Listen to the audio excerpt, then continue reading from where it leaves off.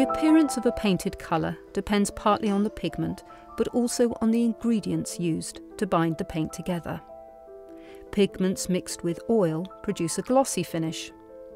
Pigments mixed with egg yolk to make egg tempera paint will have a flatter, matte appearance.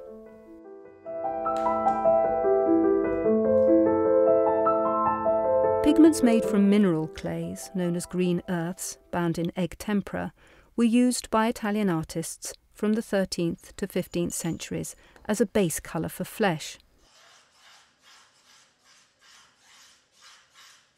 These greens were used to suggest shadows and model the shape of the face. Pinks, reds and white highlights were added on top.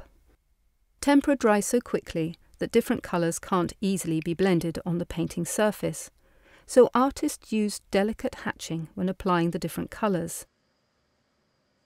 The very green skin tone of many Renaissance faces may be due to the layers of pink paint having faded, revealing more of the base layer than was intended. With oil paint, the pigment is bound in certain kinds of oil, often linseed or walnut, that dry to form a tough film.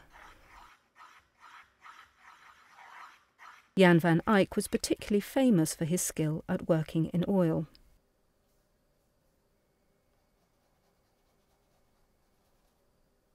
Oil paint dries slowly and so can be manipulated on the picture surface. Some pigments are opaque, others can be used to make a translucent glaze. Glazes can be built up in layers to produce a deep, glossy colour that can imitate gleaming satins, costly wool, velvet and rich silk damask.